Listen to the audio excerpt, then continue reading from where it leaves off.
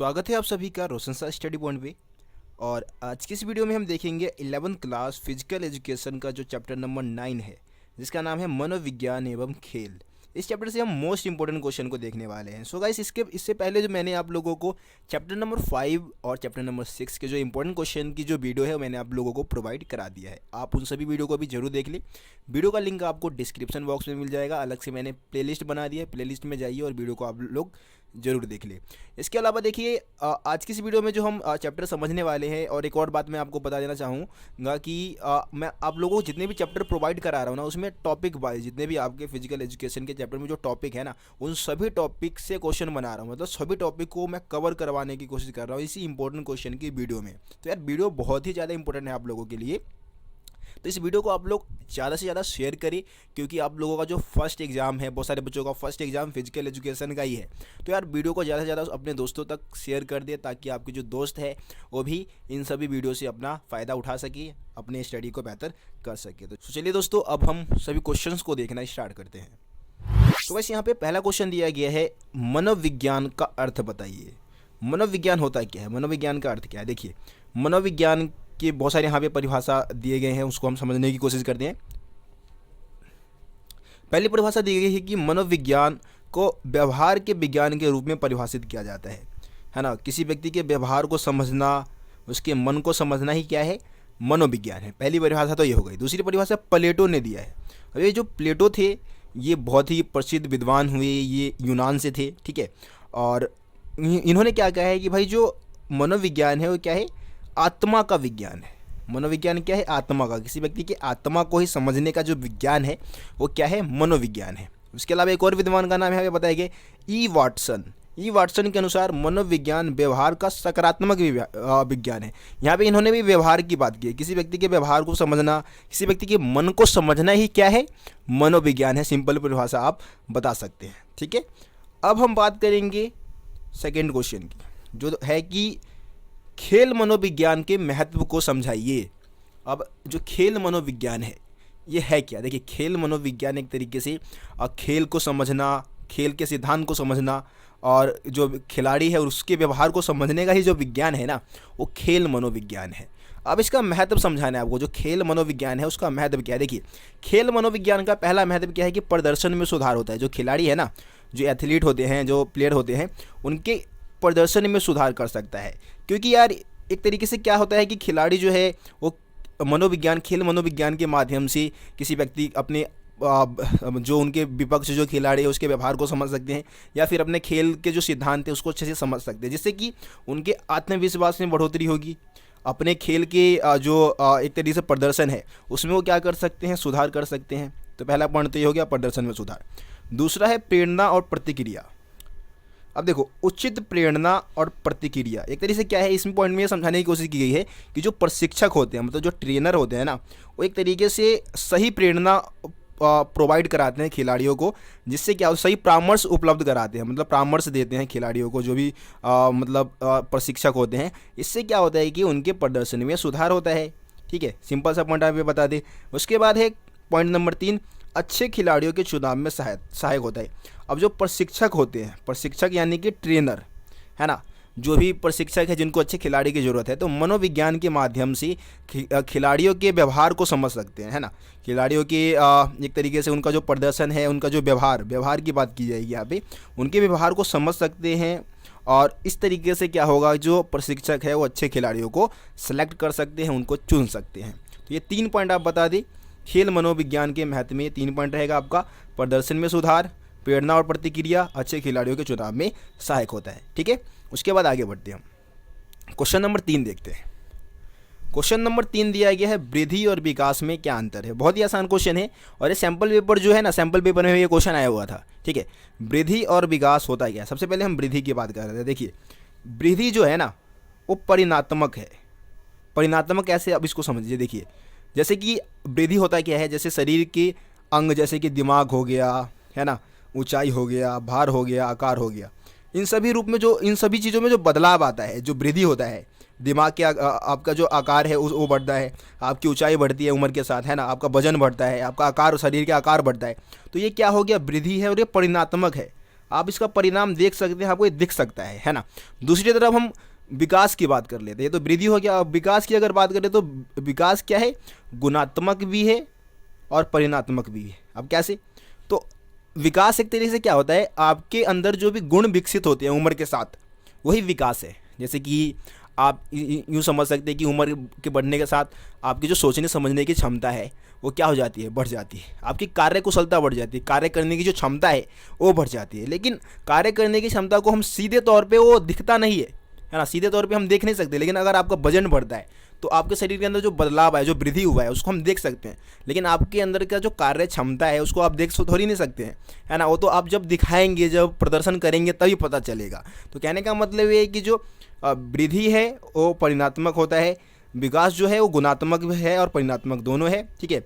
वृद्धि क्या है, शरीर के अंग जैसे कि दिमाग, ऊंचाई, भार आदि के रूप में शामिल होता है ना। इसके अलावा विकास शारीरिक बदलावों के साथ साथ सामाजिक एवं भावनात्मक बदलाव भी इसमें शामिल होता है ना। जो वृद्धि है वो मापने योग्य है, इसको आप माप सकते हैं। लेकिन जो विकास है वो एक परिपक्व व्यवहार है, इसको आप देख सकते हैं, है ना। आप इसको माप नहीं सकते हैं, आप इसको सिर्फ देख सकते हैं, ठीक है। इसके अलावा जो वृद्धि है वो सीमित अवधि अर्थात एक विशेष आयु तक होता है ना। जो आपके शरीर में जो वृद्धि है, चाहे वजन बढ़ने की हम बात करते हैं या फिर वजन या फिर हम भार या फिर आकार की बात करते हैं, तो एक सीमित समय सीमित अवधि तक होता है ना। अब हाइट की हम बात कर लेते हैं तो हाइट जो भी है आपका 18-20 साल की उम्र तक ही बढ़ता है। उसके बाद बहुत ही कम चांस है कि भाई आपकी हाइट बढ़ सकता है। लेकिन जो विकास है ना वो मृत्यु तक चलता है ना। आपके सोचने समझने की क्षमता जो है वो हमेशा बढ़ता रहता है। अब जितना ज़्यादा आपका उम्र होगा, जितना ज़्यादा अनुभव होगा, आपका सोचने समझने की क्षमता उतनी ही ज़्यादा बढ़ती रहेगी, है ना। तो ये सारे पॉइंट्स आपको वृद्धि और विकास में अंतर में, आपको अगर ये 3 नंबर में क्वेश्चन आता है तो आप 3-3 पॉइंट दोनों को बता सकते हैं, ठीक है। तो ये सारे पॉइंट्स आपको इसमें लिख देने हैं। उसके बाद आगे बढ़ते हैं हम। अगला क्वेश्चन दिया गया है, वृद्धि एवं विकास के विभिन्न अवस्थाओं को बताइए, ठीक है। वृद्धि और जो विकास है उसकी विभिन्न अवस्थाएँ क्या है। देखिए यहाँ पे सबसे पहले शैशव अवस्था की बात की गई है। जो शिशु अवस्था होता है, मतलब आप जब बच्चे होते हैं, ये जो समय काल है वो जन्म से लेकर 5 वर्ष तक का जो समय काल है वो शैशव अवस्था माना जाता है। उसके बाद आता है बाल्यावस्था। बाल्यावस्था यानी कि 6 से लेके 9 वर्ष के बीच की जो आयु है उसको बाल्यावस्था बोलते हैं। उसके बाद आपका बचपन आ गया भाई। बचपन 9 से लेके 12 वर्ष तक की जो आयु है वो बचपन का होता है ना। इसके अलावा किशोरावस्था में हम कब आते हैं, लगभग 12 से लेके 18 वर्ष की आयु में हम किशोरावस्था में होते हैं। और आखिर में है आपका वयस्कता आ जाती है, मतलब आप वयस्क हो जाते हैं। 18 साल के बाद आप वयस्क हो जाते हैं। तो ये वृद्धि और विकास की विभिन्न अवस्थाएं हैं, 2, 4 और एक 5 अवस्थाएं। पहले शैशवावस्था, उसके बाद बाल्यावस्था, उसके बाद बचपन, उसके बाद किशोरावस्था और लास्ट में है आपका वयस्कता, ठीक है। आगे बढ़ते हैं हम, क्वेश्चन नंबर 5 देख लेते हैं। क्वेश्चन नंबर 5 दिया गया है, बाल्यावस्था की किन्हीं 2 विकासात्मक विशेषताओं का वर्णन कीजिए। जो आपका बाल्यावस्था है, बाल्यावस्था हमने कौन सा बोला था भाई, बाल्यावस्था आप देख सकते हैं 6 से लेकर 9 वर्ष तक की जो आयु है उसकी बात की जा रही है। उसमें कौन कौन से विकासात्मक मतलब विशेषता देखने को मिलते हैं, कौन कौन से विकास होते हैं, ठीक है। तो यहाँ पे 2 तरीके के विकास की बात की गई है। एक तो शारीरिक विकास, जो बाल्यावस्था है उसमें आपके शरीर में कौन कौन से विकास देखने को मिलता है, सबसे पहले हम उसकी बात कर लेते हैं। देखिए, इस अवस्था में एक बच्चे की वृद्धि धीमी, स्थिर और एक समान रहती है। मतलब जो वृद्धि है, शारीरिक वृद्धि जो है वो धीमी होती है और स्थिर रहती है, ठीक है। बच्चे अपने आत्मसम्मान के प्रति सचेत रहते हैं। अपने आत्मसम्मान को लेकर क्या रहते हैं, बच्चे सचेत रहते हैं, ठीक है। इसके अलावा दूध के दांत गिरने शुरू हो जाते हैं, है ना। जब बाल्यावस्था पे आप होते हैं तो आपके जो दूध के दांत जो है ना वो गिरने स्टार्ट हो जाते हैं और उसके जगह पे कौन से दांत आ जाते हैं भाई, स्थायी दांत आने शुरू हो जाते हैं, ठीक है। इसके अलावा इस अवधि के दौरान लड़कों की अपेक्षा लड़कियों में वृद्धि अधिक होती है। मतलब हाइट की बात करें तो या शारीरिक वृद्धि की हम बात करें तो लड़कियों में ज़्यादा तेज गति से इस बाल्यावस्था में वृद्धि देखने को मिलता है। तो ये तो शारीरिक विकास हो गया। अब हम बौद्धिक विकास की बात करते हैं, यानी कि मानसिक रूप से क्या विकास देखने को मिलता है इस अवस्था में। पहला पॉइंट दिया गया है, इस अवधि के दौरान बच्चे नए अनुभव प्राप्त करते हैं और उन्हें व्यवहार में लाते हैं, मतलब नए अनुभव आप सीखते हैं। वैसे बहुत सारे बच्चे तो कंचे वगैरह खेलते हैं इस उम्र में, मेरे को पता है, लेकिन बहुत सारे बच्चे जो है वो मतलब बहुत सारी अनुभव सीखते हैं, उसको व्यवहार में भी लाने स्टार्ट कर देते हैं, है ना। लेकिन मैंने देखा है, मेरे बगल में ही पार्क है, तो वहाँ पे कंचे वगैरह खेल रहे होते हैं, वो लड्डू वगैरह घुमा रहे होते हैं, तो ये सारी चीज़ें चलती है, ठीक है। उनके मानसिक ज्ञान में बढ़ोतरी होती है, मानसिक ज्ञान यानी कि बुद्धि का विकास होने लग जाता है, ठीक है। इसके अलावा इस अवस्था में क्या होता है, उनकी गामक कौशलों को सीखने की योग्यता बहुत अच्छी हो जाती है। मतलब कोई भी चीज़ को सीखने की जो स्थिति में रहते हैं, मतलब किसी भी चीज़ को, नई चीज़ को जल्दी सीख जाते हैं, ठीक है। इसके अलावा ये सामान्य आयु के लड़के और लड़कियों के साथ खेलते हैं, ठीक है। जो सामान्य आयु के जो होते हैं, जो लोग होते हैं, लड़के लड़कियाँ हैं, उनके साथ खेलते हैं इस अवस्था के बालक, ठीक है। तो ये हो गया आपका बाल्यावस्था की 2 विकासात्मक विशेषता, ठीक है।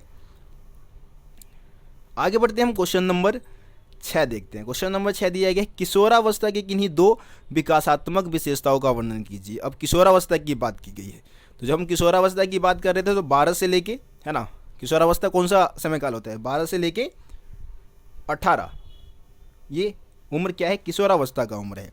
अब इसमें कौन से 2 विकासात्मक विशेषता होती है, तो एक शारीरिक और मानसिक, वही हम बात कर लेते हैं भाई। सबसे पहले हम शारीरिक विशेषताओं की बात करते हैं। तो इस अवस्था में ऊंचाई, वजन और हड्डियों में वृद्धि लगभग पूरी हो जाती है। मतलब आपकी जो भी हाइट बढ़नी है या फिर आपके हड्डियों का जो भी विकास होना है ना, वो सब क्या होता है, एक तरीके से पूरी हो चुकी होती है। धैर्य काफ़ी हद तक विकसित हो जाता है। धैर्य, किसी चीज़ में आप संयमी हो जाते हैं, धैर्यपूर्ण व्यवहार करना स्टार्ट कर देते हैं। आप बाल्यावस्था में होते हैं तो भाई किसी भी चीज़ को लेकर आप बहुत ज़्यादा उत्साहित हो जाती है, उस समय आपके अंदर धैर्य नहीं रहता है। लेकिन आप अब धैर्यमान बन जाते हैं, किसी चीज़ को लेकर पेशेंस रखने लग जाते हैं, है ना। इसके अलावा मांसपेशियों में समन्वय चरम सीमा पर पहुंच जाता है। अपने मांसपेशियों में आप संतुलन बनाने लग जाते हैं। इसके अलावा लड़कियों में मानसिक धर्म तथा लड़कों में स्वप्न शुरू हो जाते हैं। स्वप्न शुरू हो जाते हैं। मानसिक धर्म आपको पता होगा, बहुत सारे बच्चों ने अगर साइंस वगैरह पढ़ा होगा, स्वप्न दोष जैसी समस्या लड़कों में देखने को मिलता है इस उम्र में, ठीक है।